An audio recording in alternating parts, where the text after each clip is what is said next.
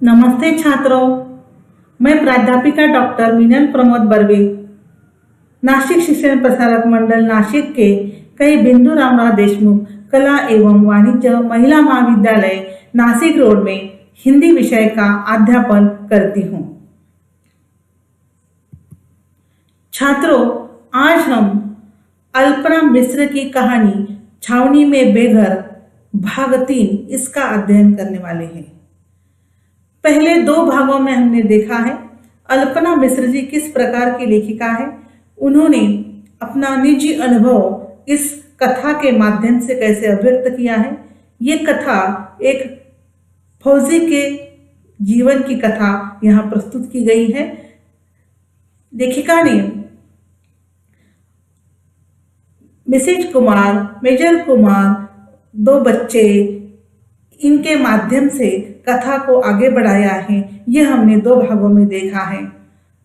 अब तीसरे भाग में हम देखते हैं कि जब फौजी होते हैं या बड़े बड़े अधिकार पर पद पर रहते हैं तब उनको घर मिलने में कितनी मुसीबतें आती हैं, इसका चित्रण इस तीसरे भाग में किया है। हम तीसरे भाग की ओर बढ़ते हैं।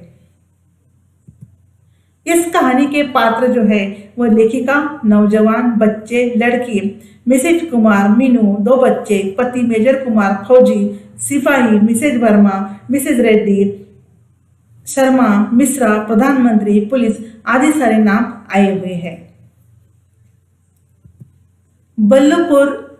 बल्लभपुर चौराहे के पास किसी ने एक खाली घर बताया है, वही देखने निकली हूँ। चौराहे पर भीड़ है। मैं अपनी दोनों फूल गेंदों को मजबूती से पकड़े हुए हूँ। मम्मा, क्या है वहां? छोटे को बड़ी जिज्ञासा है। क्या है? मैं भी भीड़ के निकट जाकर देखने की कोशिश करती हूँ। एक फौजी ट्रक 3 टन खड़ा है। उसके पीछे तिरंगे में लिपटा एक ताबूत रखा है। कोई जवान शहीद हो गया है। कारगिल से उसकी डेड बॉडी आई है। गोरखा राइफल्स के बहुत जवान शहीद हुए हैं इस बार। यही के भाई, हर 1-2 घर के बाद मातम है। मैं चुप खड़ी हूँ, अपने दोनों फूल गेंद समेटे। पिछले दिनों प्रेमनगर मोहल्ले का जवान लड़का शहीद हुआ था। नई शादी हुई थी। उसे तो लोगों ने खूब फूल चढ़ाए थे। मम्मा, कौन मर गया? छोटा पूछ रहा है। प्रसंग देखिए छात्रों। जो सिपाही या जो फौजी देश के लिए बलिदान देते हैं उन पर अंतिम संस्कार जो होते हैं वह शासन के द्वारा, सरकार के द्वारा किए जाते हैं और उनकी पूरी बॉडी जो होती है वह शव जो होता है वह तिरंगे में लपेटा हुआ लाया जाता है। वही का एक प्रसंग जो लेखिका ने अनुभव किया है उसका चित्रण इस अनुच्छेद में किया हुआ है। बल्लभपुर के चौराहे के पास एक खाली घर बताया गया है। उसे देखने के लिए लेखिका गई थी, परंतु चौराहे पर बहुत भीड़ दिखाई दी। छोटे बच्चों ने पूछा कि वहां क्या है। जिज्ञासा लोगों के मन में होती है, उसी प्रकार बच्चों के मन में है। प्रश्न किया है, तब लेखिका जाकर देखती है। निकट जाकर देखती तब पता चलता है कोई फौजी मर गया है और तिरंगे में लिपटा हुआ उसका ताबूत वहां पर आया हुआ है। जवान शहीद हुआ है, उसकी डेड बॉडी आई है। 1-2 घर के बाद मातम है। मैं चुप खड़ी हूँ, लेखिका कहती है, अपने दोनों फूल गेंदे समेटे हुए। पिछले दिनों प्रेमनगर मोहल्ला का जवान लड़का भी शहीद हुआ था जिसकी नई शादी हुई थी। और कौन मर गया है? बच्चे उन्हें पूछ रहे हैं। अब यहाँ पर जो जवान लड़का मर गया है, तिरंगे में लपेट कर उसकी बॉडी आई हुई है, उसका चित्रण यहाँ इस अनुच्छेद में किया हुआ है। आगे देखते हैं। बड़े को कुछ समझ में आ रहा है। वह डर गया है। उसे फौजी 3 टन समझ में आती है। उसे वह अपना मानता है। अपनी आर्मी का है। वह छोटे को चुप कराने के लिए कहता है, घर पर तुझे पूरा बताऊंगा। हाँ, मैं अपनी फूल गेंद समेटे भाग सी रही हूँ। मुझे सारी फौज बकरा दिखाई पड़ रही है जिसे खूब सजाया गया है, खिलाया पिया गया है। बकरे की माँ कब तक खैर मनाएगी? 3 टन वाला किसी से पता पूछ रहा है। एक लेफ्टिनेंट के शरीर के टुकड़े पाकिस्तान ने लौटा दिया है। वायुसेना का पायलट नचिकेता अपने संघर्ष में कामयाब हो गया है। द्रास सेक्टर से कर्नल नारायणन सफेद राजमा नहीं ला पाए हैं। कहा था उन्होंने, मैडम भेजूंगा। उनका शव ऐसे ही कहीं दूर उनके घर की तरफ ले जाया गया होगा। हम जान नहीं पाए एक खूबसूरत कैप्टन मौत आर्गन बजाते हुए शहीद होकर बहादुरी का प्रतीक बन गया है। एक लेफ्टिनेंट ने अब तक परमवीर चक्र पाए शहीदों के स्केच बनाए थे, वह अपनी स्केच बनाने की कला के साथ साथ खत्म हो गया था। मेजर बिष्ट का शहीद शरीर उत्तरकाशी लाया जा रहा है। मेजर शर्मा की गाड़ी के आगे वाली कॉन्वॉय में ब्लास्ट हो गया है। एक अफसर, 2 जेसीओ, 5 एनसीओ मौके पर ही शहीद। प्रसंग ये है कि फौजी या सिपाही जो होते हैं वह मरने के बाद उनकी व्यवस्था किस प्रकार से की जाती है उसका चित्रण यहाँ पर किया है। और हमेशा ये माहौल उनकी जिंदगी में होता है। छावनी में बेघर, ये जो शीर्षक है कहानी का जो है, छावनी में जो लेखिका घर ढूंढने के लिए गई है और घर ढूंढने के लिए जाने के बाद उसे जो प्रसंग दिखाई दिए हैं उसका चित्रण उन्होंने किया है। पहले शहीद जवान दिखाई दिया है और फिर वहां पर छोटे लड़के ने उसे पूछा है कौन है ये, क्या है, तो बड़ा लड़का उसको चुप करके कहता है घर जाकर तुम्हें पूरा बताऊंगा। लेखिका कहती है कि मुझे सारी फौज बकरा दिखाई पड़ रही है जिसे खूब सजाया गया है, खिलाया पिया गया है। फिर लेखिका कहती है बकरे की माँ कब तक खैर मनाएगी। 3 टन वाला किससे पता पूछ रहा है। तो एक लेफ्टिनेंट के शरीर के टुकड़े पाकिस्तान ने लौटा दिया है। प्रसंग क्या है देखिए, पाकिस्तानी ने दुश्मन है इस दृष्टि से। अब यहाँ पर वायुसेना का पायलट नचिकेता जो है अपने संघर्ष में कामयाब हो गया है, उसका उदाहरण दिया है। दूसरा उदाहरण है द्रास सेक्टर से कर्नल नारायणन सफेद राजमा नहीं ला पाए हैं। उन्होंने कहा था मैडम भेजूंगा नहीं, लेकिन नहीं भेजा है। उनका शव ऐसे ही कहीं दूर उनके घर की तरफ ले जाया गया होगा। एक एक याद लेखिका को संजो रही है। लेखिका कहती है हम नहीं जान पा रहे हैं। एक खूबसूरत कैप्टन माउथ आर्गन बजाते हुए शहीद होकर बहादुरी का प्रतीक बन गया है। एक लेफ्टिनेंट ने अब तक परमवीर चक्र पाए शहीदों के स्केच बनाए थे, वह अपनी स्केच बनाने की कला के साथ साथ खत्म भी हो गया। इस अनुच्छेद में छात्रों लेखिका ने जो प्रसंग उनकी जिंदगी में या छावनी में रहते हुए अनुभव किए हैं उसका चित्रण किया है। अगला उदाहरण वो देती है मेजर बिष्ट का शहीद शरीर उत्तरकाशी लाया जा रहा है। मेजर शर्मा की गाड़ी के आगे वाली कॉन्वॉय में ब्लास्ट हो गया था। एक अफसर, 2 जेसीओ, 5 एनसीओ मौके पर शहीद हुए थे। ये प्रसंग लेखिका ने यहाँ पर चित्रित किया है। आगे देखते हैं। प्रधानमंत्री लाल किले पर भाषण दे रहे हैं। देश की स्वतंत्रता को कितने वर्ष हुए, इसे सही से गिनने के लिए तमाम गणितज्ञ बुलाए गए हैं। जाने कौन लोग हैं जो बारिश में भीगते हुए प्रधानमंत्री का भाषण सुन रहे हैं। बाकी लोग छतरियों के भीतर हैं। इस देश में इतनी छतरियां कहाँ से उगाई हैं। स्कूलों में झंडा फहरा दिया गया है। बच्चे संवेद स्वर में गा रहे हैं जन गण मन अधिनायक जय है। किसी मंदिर में भजन की जगह देशभक्ति गीतों का फिल्मी कैसेट चल रहा है। मेरे देश की धरती। जहां लेखिका घर ढूंढने के लिए गई है वहां का चित्रण लेखिका कर रही है। कुछ अपने साथ होने वाले लोगों का वर्णन उन्होंने किया। उसके बाद वह कहती है जब ऐसे कोई शहीद होता है तो प्रधानमंत्री जी का लाल किले पर का भाषण है जैसे कोई दे रहा है, ऐसा उन्हें लग रहा है।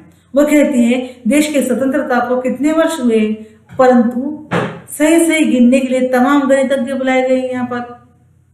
जाने कौन लोग हैं ये इतनी सारी बारिश में प्रधानमंत्री का भाषण सुन रहे हैं। सब छतरियां लेकर खड़े हैं, तो मानो ऐसा लग रहा है कहीं से छतरियां उगाई है। झुंड की झुंड खड़ा है और छाता लेकर खड़ा है, तो कैसे दिखाई देता है। वो लेखिका को दिखाई दे रहा है वहां पर, मानो स्कूलों में झंडा फहरा दिया गया है, ऐसा उन्हें अनुभव हो रहा है। कुछ बच्चे गा भी रहे हैं जन गण मन अधिनायक जय। इस प्रकार से किसी मंदिर में भजन की तरह देशभक्ति पर गीत भी चल रहा है। तात्पर्य यह है कि वह शहीद व्यक्ति का शव जब लाया गया है तो तमाम लोग छाता लेकर खड़े हैं वहां पर और देश प्रेम के गीत गाए जा रहे हैं। दूसरा प्रसंग लेखिका ने चित्रित किया है। साबुन की टिकिया तिरंगे में लिपटी है। जो जितना देशभक्त है वो उतना तिरंगे वाला साबुन खरीदेगा। गाड़ी की एक बड़ी कंपनी ने तिरंगे के एक एक रंग को लेकर नई कार निकाली है। लाल किले के बाहर पुलिस के एक जवान ने अपने अफसर को बंधक बना लिया है। आतंकवादियों ने गांव से लेकर दिल्ली तक माइनफील्ड बना दी है। लोग उस पर चल रहे हैं। माइनफील्ड जनता के लिए है। बड़े लोग उड़कर चले जाते हैं।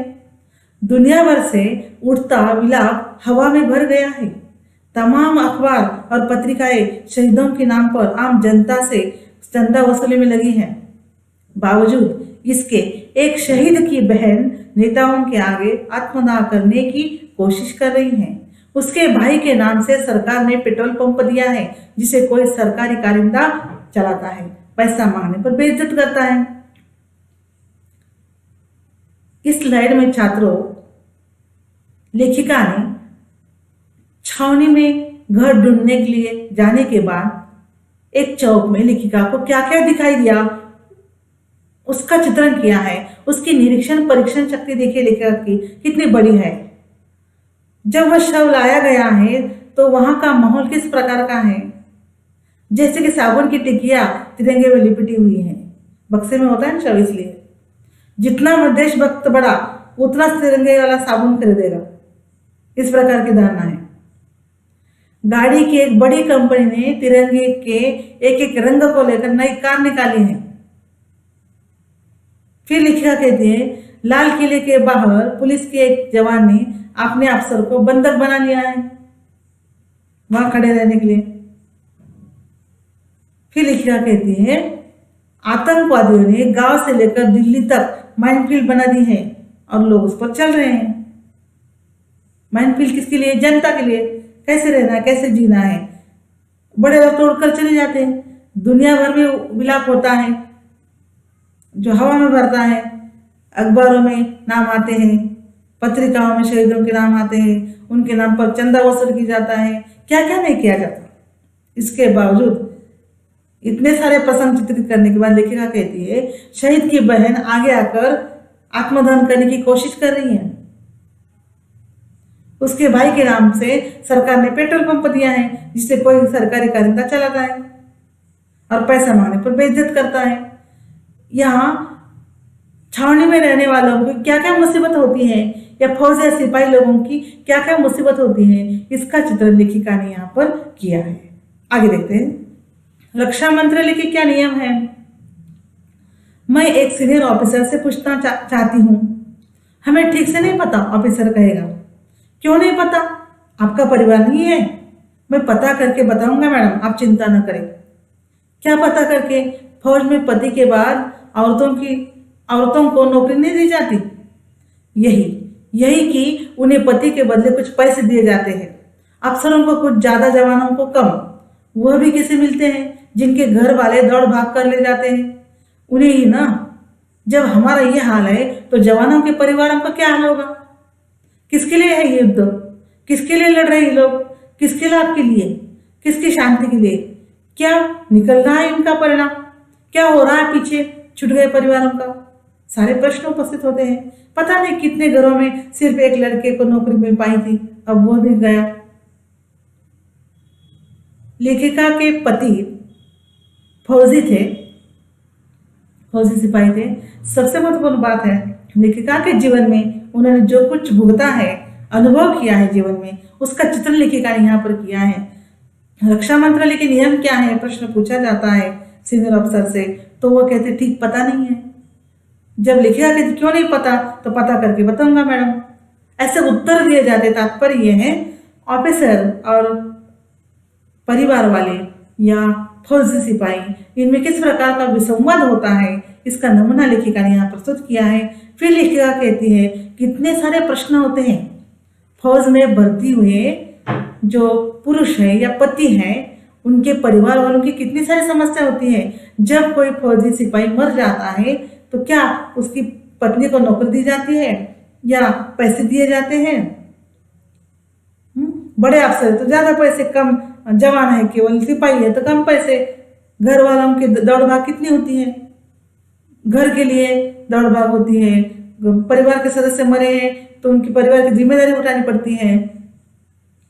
कहने का तात्पर्य यह है, देश के सिपाही होते हैं, वह लड़ने के लिए जाते हैं तो उनके घर की पूरी जिम्मेदारी शासन ने या सरकार ने उठानी चाहिए। ये सबसे बड़ी बात है। वह युद्ध करते हैं तो किसके लिए युद्ध करते हैं? अपने घर के लिए युद्ध करते हैं क्या?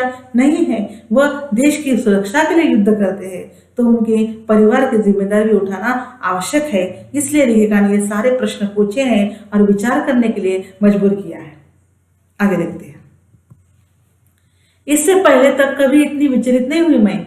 इससे पहले तक युद्ध से जुड़े अपने भविष्य के बारे में भी नहीं सोचा था। सोचती थी युद्ध की जब कभी आवश्यकता पड़ेगी, लेकिन यहाँ तो रोज युद्ध है, रोज युद्धबंदी है, रोज हताहत है और रोज शहीद है। हमें नौकरी खोजनी चाहिए, मैंने अपनी पड़ोसन से कहा है। हमें घर और नौकरी दोनों खोजना चाहिए। कोई सूचना आई? हफ्ते भर से फोन बंद है। फोन हमारे जीवन की धड़कन हो गए हैं। शायद आज लाइन खुल जाए। उन्हें एहतियात बरतना होता है, पर परिवार को सूचना देने का कोई तो साधन कोशिश कर रहे होंगे। हाँ, फोन 15 दिन से बंद है। किसी भी प्रकार का संपर्क उन लोगों से नहीं हो पा रहा है। एथियातन फौज ने सारे संपर्क काट दिए हैं। काश कहीं से बस इतनी सूचना आती कि सब ठीक है। छावनी में रहने वाले या फौज या सिपाहियों के परिवार की हालत क्या होती है, इसका चित्रण यहाँ पर प्रस्तुत किया है। क्या गुजरती है उन पर। लेखिका कहती है, पहले मैं इतना विचलित नहीं होती थी, लेकिन अब मैं बहुत विचलित होती हूँ। पहले तो युद्ध से जुड़े अपने भविष्य के बारे में मैंने नहीं सोचा था, लेकिन आज सोचती हूँ। लेकिन यहाँ तो रोज युद्ध हो रहा है, रोज युद्धबंदी है, रोज हताहत है, रोज शहीद होते हैं लोग। इसलिए फोन बजा, परिवार वालों का फोन यदि बजा तो उनके मन में टेंशन, दबाव, टेंशन रहता है कि कहीं हमारे फौजी सिपाही, अपने पति या अपने पिता, कोई भी हो गया, किसी का लड़का हो, उसका तो फोन नहीं है। और लगता है कि हमें, लेखिका कहती है, फिर मैं कहती हूँ पड़ोसन से, हमें नौकरी खोजनी चाहिए, हमें घर और नौकरी दोनों भी खोजना चाहिए। फिर आपस में बातचीत होती, कोई सूचना आई, फोन भी बंद होते हैं। मतलब परिवार का कोई सदस्य फौज में भर्ती हो गया है, उसके साथ संपर्क बनाना चाहते हैं, लेकिन संपर्क बन नहीं पाता है। फोन बंद हो जाते हैं, लाइन बंद हो जाती है। लाइन कब खुलेगी, कब फोन होगा, तब कई सूचना मिलती है, नहीं तो जिंदा है या मरे पता भी नहीं चलता है। कितनी बुरी जिंदगी होती है। देखिए छात्रों, कि ऐसे जब फौज में चले जाते हैं तो परिवार वालों को कितना कितना दुख झेलना पड़ता है, कैसे परिस्थिति से जूझना पड़ता है, इसका संघर्ष कैसा होता है, इसका चित्रण यहाँ पर लेखिका ने किया है, क्योंकि उन्होंने खुद भोगा है, अनुभव किया है। फिर देखते हैं आगे। मिसेस शर्मा के पास उनकी यूनिट से कोई जवान आया है, उनकी यूनिट की खबर लाया है। उसे नहीं पता मेजर कुमार कैसे हैं। घर खाली करने का वार्निंग समय बीत गया है। आज सुबह सुबह फोन पर अम्मा के देहांत की खबर आई है। मैं बच्चों के साथ गांव जा रही हूँ। परसों ऊपर से खबर आई थी कि कुछ अफसरों को छुट्टी पर भेजा जाएगा। मेजर कुमार भी आने वाले हैं। अब आएंगे तो सीधे गांव आ जाएंगे। मैं रुक नहीं सकती इस समय। मेरे गए बिना वहां सब काम कैसे होंगे, मुझे जाना ही होगा। मैं बच्चों के साथ तैयारी में व्यस्त हूँ। कुछ पैसे भी हाथ में होने चाहिए। मनी मन जोड़ घटा रही हूँ। क्या इस वक्त मेरे साथ मेजर कुमार की कमी को कोई चीज पूरा कर सकती है? पूरे 15 दिन बाद अचानक फोन पर मेजर कुमार की ब्रिगेड से मैसेज आया है। क्या मैसेज है? मिसेस शर्मा अपने कमरे के सामने से मेरे कमरे की तरफ सड़क आई है। अगर आ रहे हैं तो तू एक दिन रुक जा मीनू, अकेले वहां मुश्किल में पड़ जाएगी। देखिए छात्रों, मिसेस शर्मा के पास उनकी यूनिट से कोई जवान है। मिसेस शर्मा एक पात्र यहाँ पर। लेखिका घर ढूंढने गई थी, कुछ प्रसंग वहां के चित्रित किए हैं, फिर कुछ जीवन के अनुभव यहाँ चित्रित कर रही है। लेखिका कहती है मिसेस शर्मा के पास उसकी यूनिट का कोई जवान आया है और खबर लाया है। आपको पता है फोन बंद होते, लाइन बंद होती तो आदमी संदेशा देता है। पुरातन काल में ऐसा ही होता था कि जब फोन नहीं थे तब संदेशा लेकर यहाँ वहां मनुष्य जाता था। उसे नहीं पता मेजर कुमार कैसे हैं। खाली घर करने का वार्निंग दी थी, वो समय बीत गया था। आज लेखिका कहती है आज सुबह सुबह फोन पर अम्मा के देहांत की खबर आई है। मैं बच्चों के साथ अब गांव जा रही हूँ। परसों ऊपर से खबर आई थी कुछ अफसरों को छुट्टी पर भेजा जाएगा। कितनी अलग अलग वारदातें, घटनाएं होती रहती है, उसका चित्रण लेखिका यहाँ करती है। मेजर कुमार भी आने वाले हैं। अब आएंगे तो सीधे गांव जाएंगे। मैं रुक नहीं सकती इस समय, लेखिका कहती है, मुझे गांव जाना आवश्यक है। फिर कहाँ है, मेरे गए बिना वहां सब काम कैसे होंगे, मुझे जाना ही होगा। बच्चों के साथ तैयारी में व्यस्त है, मन ही मन पैसों का प्रबंध जोड़ घटा हो रही है। अचानक फोन पर मेजर कुमार की ब्रिगेड से मैसेज आया है 15 दिन के बाद। क्या मैसेज है? मिसेस शर्मा कहती है अपने कमरे के सामने मेरे कमरे की तरफ सड़क कर आई है, कहती है, अगर आ रहे हैं तो एक दिन रुक जा मीनू, अकेले वहां मुश्किल में पड़ जाएगी।